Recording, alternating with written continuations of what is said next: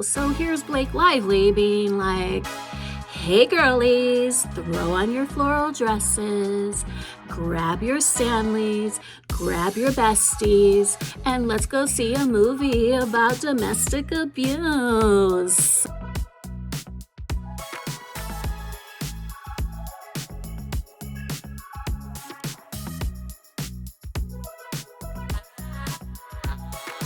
Well, hello and welcome back to Booze Reviews, where I, Aunt Boo, drink some booze and I review movies. Today's booze is Sunny with a Chance of Flowers, Rosé. I got this wine because of the stupid name of it. And I thought it went really well with the stupid name of the character in this movie. So it is supposed to be like a skinny girl wine, and it doesn't really fill up the entire Stanley cup, but it looks real pretty. So I'm pretty sure that's the whole point of everything now. It's not terrible.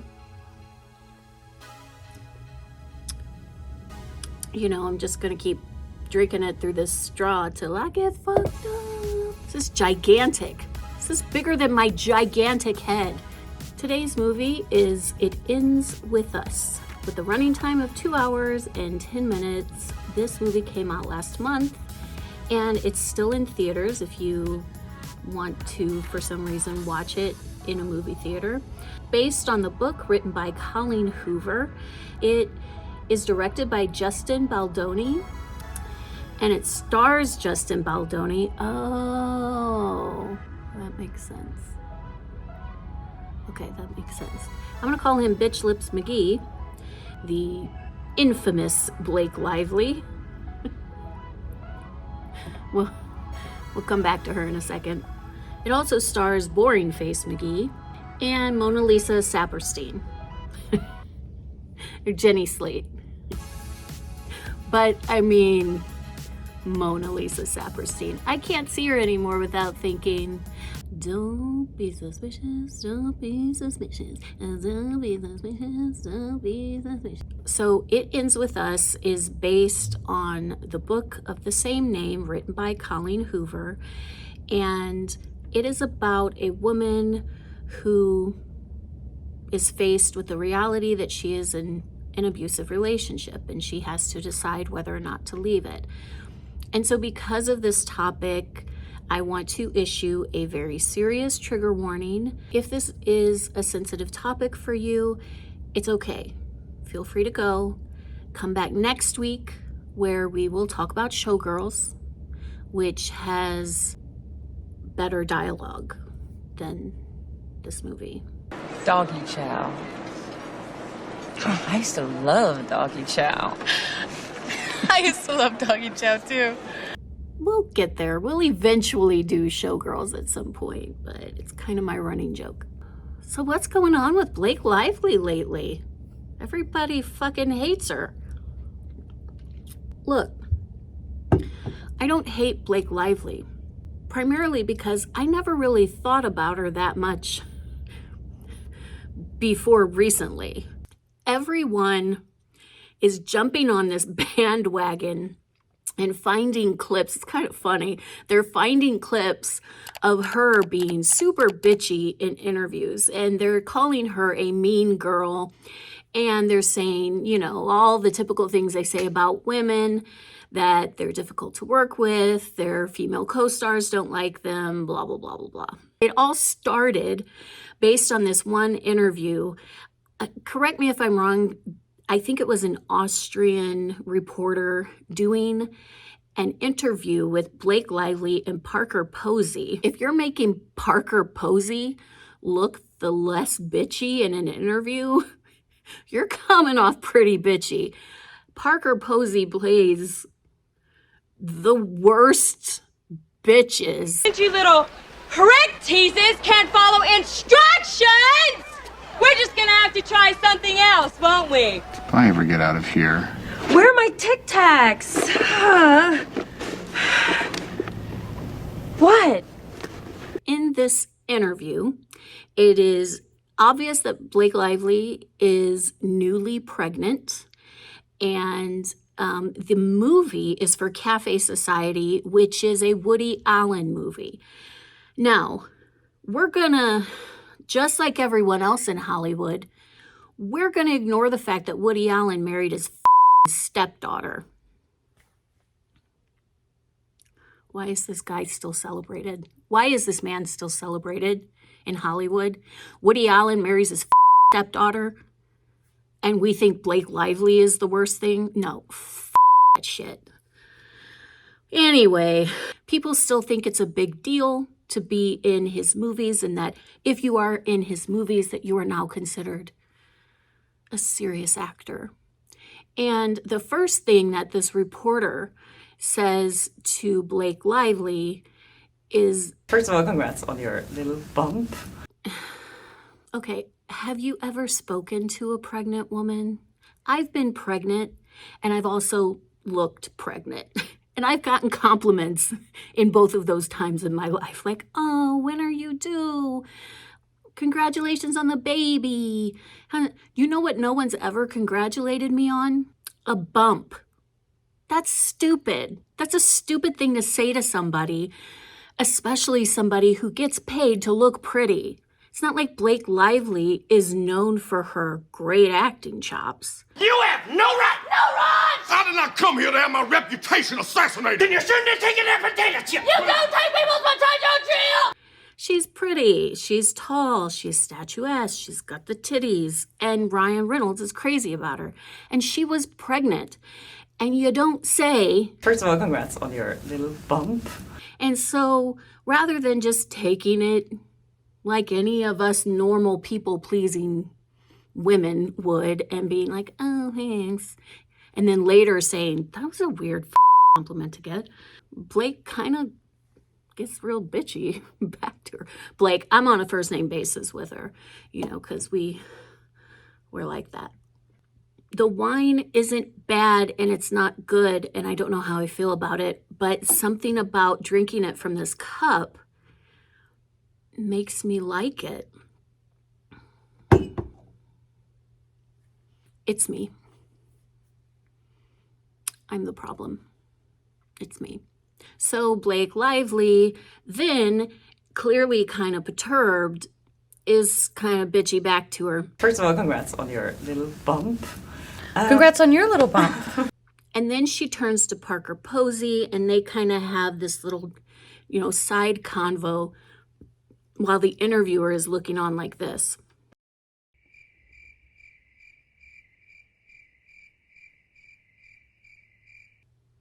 I'm sorry, I'm laughing.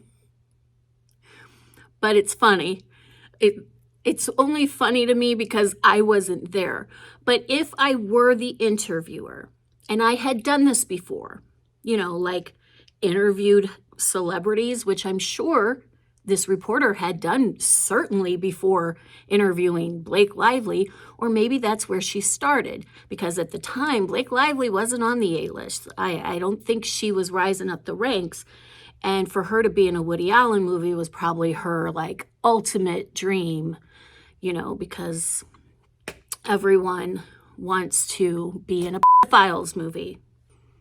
That's the question she should have asked. That's the first thing I would have said was like, hey guys, how do you guys feel about being directed by someone who married his daughter? How you feel about that? You liked working with a sex monster? But anyway, her follow-up question in that interview, so her first two questions are so stupid. Her next question is, what did you think about the clothes in the movie? Did you just love the clothes?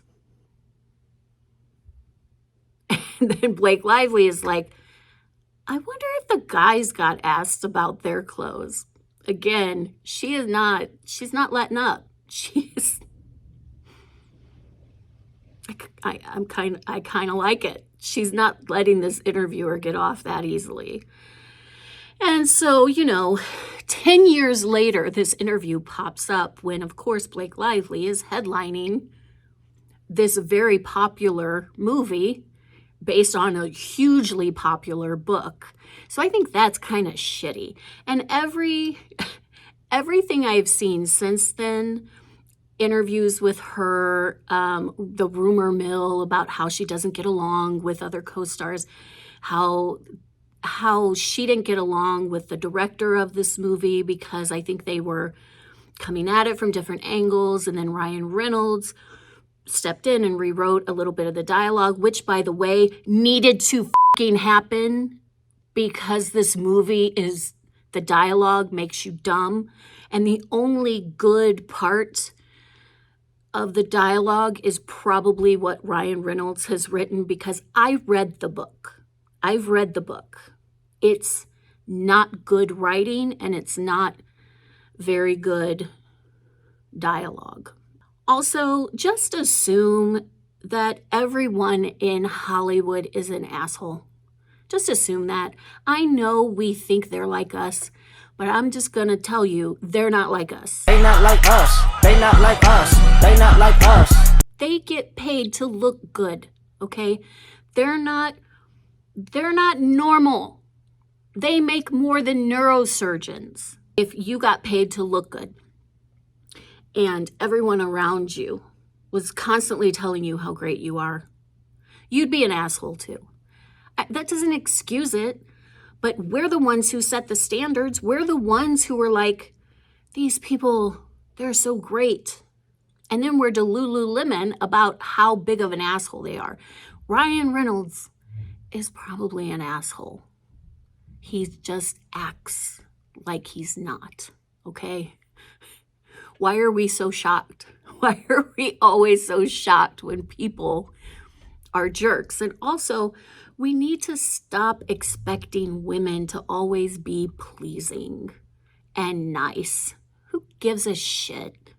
Who gives a shit if she's mean? She's not married to her stepson. She's not dropping pills into people's drinks and then fucking raping them. She's not exchanging sexual favors for promotions. If a woman is difficult to work with, or if a woman is kind of a butt and she's kind of a, an asshole, we want to cancel her and take away her career. If a man is kind of an asshole, we just want to elect him president. And so, yeah, I think that the other issue with Blake was that she and this director guy, I don't think they saw eye to eye when it came to promoting the movie either. Now, you have to understand, the book got popular on social media. This book was on tons of Instagram posts and Pinterest boards. The book about domestic abuse created an aesthetic. It's showing up on these 19-year-old Instagram posts with them at the beach with their pedicures and their Stanleys next to them, and they're reading this book. That's how the book became popular. I literally read the book because my 19-year-old niece was reading it on vacation and said, "You gotta read this book." And I was like, well, okay. And she's like, "It's the best book I've ever read." And then I read it, and I'm like, oh, honey, So this Justin Baldoni guy is taking this topic very seriously, even though it's a shitty movie and it's a shitty story. He's taking the topic of domestic abuse in it very seriously, which is good and correct. But Blake Lively, knowing how much of a hit the book was with the aesthetic girlies, is coming at it from that angle. And It Ends With Us is in theaters now, so grab your friends, wear your florals, and head out to see it. You can't fault Blake Lively for doing that, because again, that's how the book became popular. It was tossed about in this very shallow, aesthetically pleasing way, and it worked. And I think that's why she ran with it. She took that and she ran with it. I don't blame her. I blame us. I blame us, okay? So the movie is about something serious wrapped in a Stanley Cup. It is the Beige Stanley Cup of abuse movies. I'm not making light of physical abuse, domestic abuse. And I don't think the movie is intentionally making light of domestic abuse. Is it the worst case of domestic abuse that we've ever seen? No, but I also don't like it when we compare suffering. I do think that there are accurate depictions of how women in abusive relationships gaslight themselves and are so used to defending men's behavior. It does a good job of showing her past and the generational trauma that has carried on and is now showing up in her relationship and how she is repeating patterns. It's not the best depiction of that, but it does a decent job in doing that. She has the stupidest name of any character that I've ever heard of. It's Lily Blossom Bloom. Will you marry me, Lily Blossom Bloom? And guess what kind of shop she owns? Oh, God. Colleen Hoover is terrible at names. The guy that she ends up falling in love with, his name is Ryle. That's my brother, Ryle. The first official customer? Ryle. It's very heavy-handed. Basically, the plot of the movie is she grew up in an abusive home. She was not personally abused by her father, but her mother was, and she's very traumatized from watching that. And her mother never made her dad leave. Her mother never left. And it shows flashbacks of her and her first love, the boy that she ends up befriending. He's homeless. He really just got displaced and kicked out of his house. And she ends up giving him food. They end up falling in love and doing it. And her dad nearly kills him because her dad is just a live wire crazy person who cannot control his temper. And so she grows up, ends up moving to Boston, opens a flower shop. It's beautiful. It's real moody. It's a pretty flower shop. Again, this is one aesthetically pleasing movie. The visuals in the movie, everything is beautiful. The people are beautiful. The flowers are beautiful. Like, everything in this movie is so painfully beautiful. When she gets back from her father's funeral, she goes onto the roof of a apartment building that she doesn't live in. Yeah, right. And then this beautiful neurosurgeon just happens to burst out onto the roof where she's at, and they start talking, and he's all mad about losing a kid from earlier in the night. And then they start sharing their life stories because they're both incredibly attractive. And she's wearing overalls. That's how you know she's artistic, because any girl in any movie that is artistic wears overalls. This is the way. So she owns like a bajillion of them. She owns a lot of overalls. And so they end up sharing their naked truths. Yeah, that's what they call it. This dialogue is so cheesy and so bad.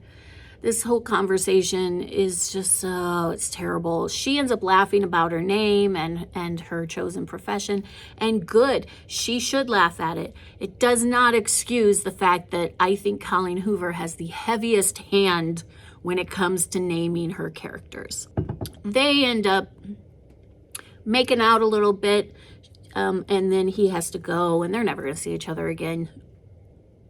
And then she is still fixing up the flower shop, and some like little spoiled housewife comes in, Jenny Slate, Mona Lisa Saperstein, who, by the way, saves this buzzkill of a movie, okay? She saves the movie because has a personality and a sense of humor and great comedic timing. And so, you know, everything else is so like heavy and dramatic and tense. And Blake Lively, although she's pretty, she's so boring of an actress, and she chooses these roles where she really is boring. And she's gorgeous. Yeah, right. Like this woman just comes in and ends up working for her, and guess who her brother is? That's my brother, Ryle. The first official customer? It ends up being Bitch Lips McGee. So Bitch Lips McGee comes back, and he is like, Can I just kiss you? Just once? Just once. I just want one kiss from you to get you out of my system.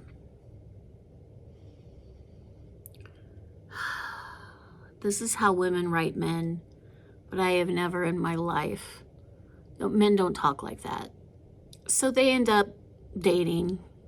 They end up being very serious really quickly. It's stupid because he's the guy who in their first meeting said, I don't do relationships. I'm not good at relationships. I don't really do love or relationships. And then she was like, well, I'm a relationship girl and I don't want to date you. But then I guess that's like a challenge to him. And then she kind of plays this game of like, she clearly likes him, but anyway, it just makes him want her more, and they end up getting together and they end up doing it. They end up falling in love and in a relationship, and then all of a sudden, this guy, this homeless kid from her past, that she lost her virginity to and that she was like so in love with, and she has this like little tattoo of a heart on her from their relationship, and this little homeless guy comes back into her life as a grown, boring-faced man who, upon their first seeing each other, they're really cool with each other. She didn't know he ran a restaurant, so he's a restaurant owner in Boston. This is the part of the movie I can completely do without. I don't need a love triangle. I don't need this homeless kid to come back. I don't need any of that. We could have focused more on the main characters and their motivations. The story, this is where it gets too fluffy. You have a good topic, an important thing to talk about, domestic abuse.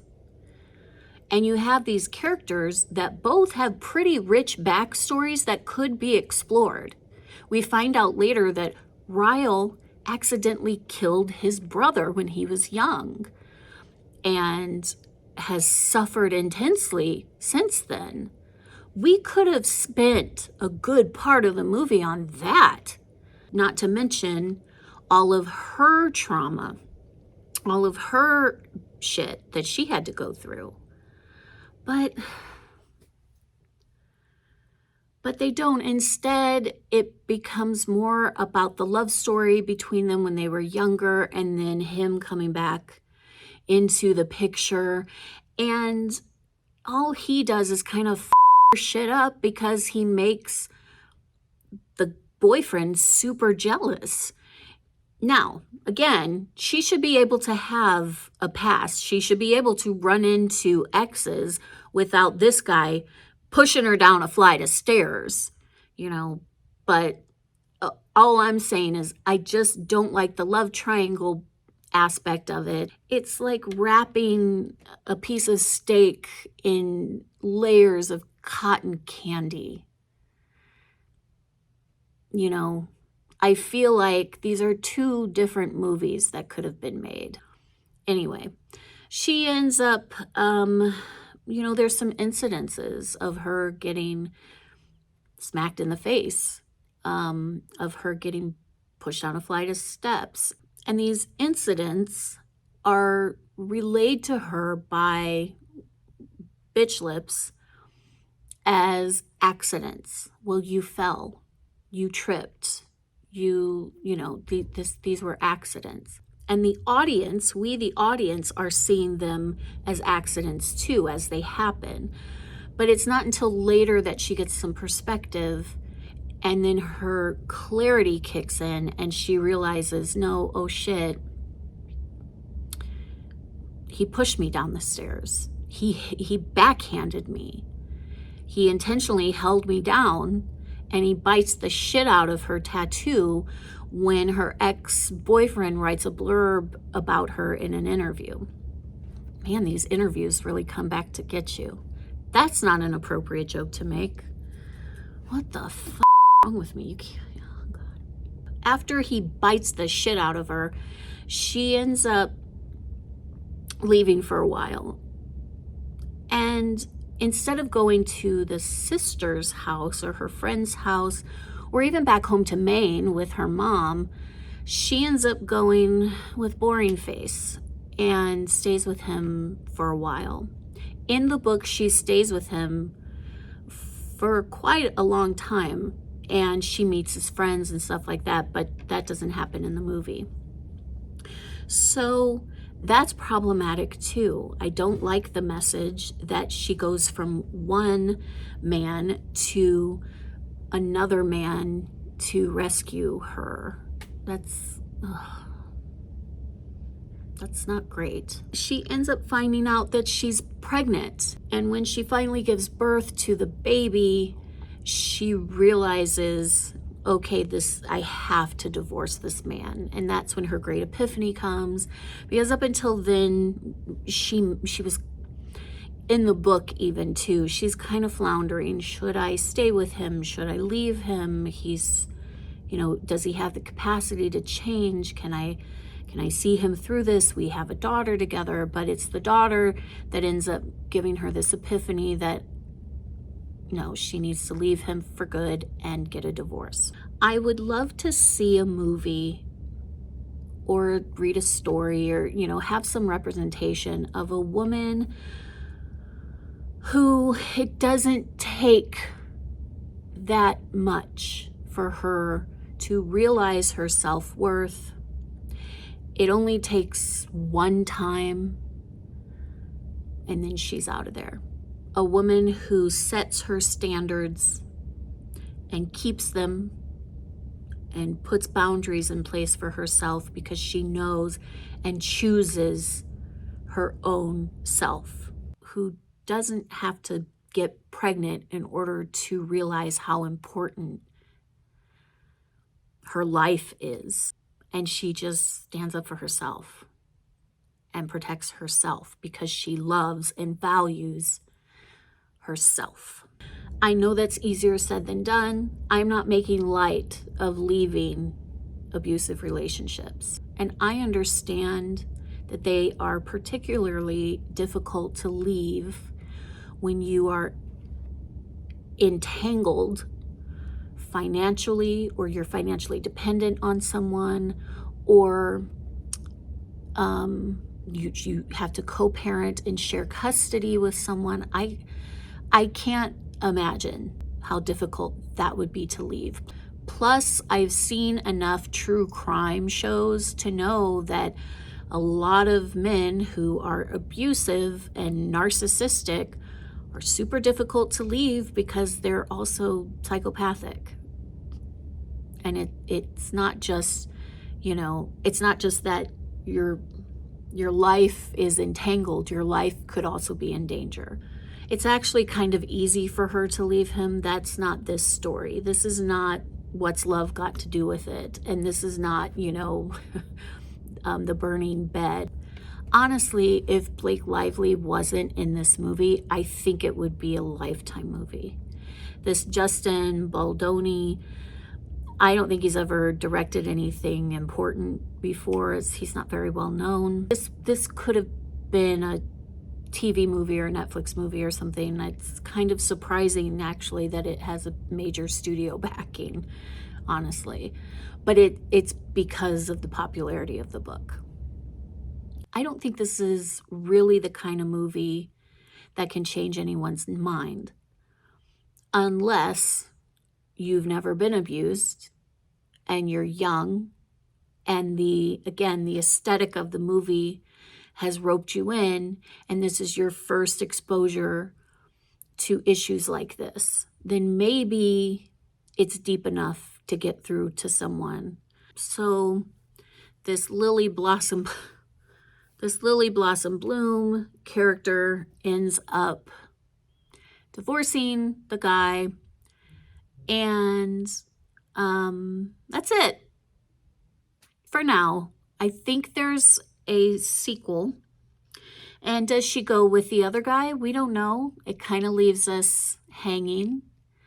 Except we do know, because there's a sequel, and of course she does. Of course, she gets back together with the old flame, because that was her first love. Actually, I stopped reading that book halfway through, because most of that book is them writing letters to each other. And if you think the dialogue was bad in the first one, it's just terrible in the second one. So I would assume, as long as people forgive Blake Lively of being a bitch, I think she's probably going to make another one. I would bet, because the love triangle continues, and it's more about how to co-parent with someone who was abusive. This was a weird review.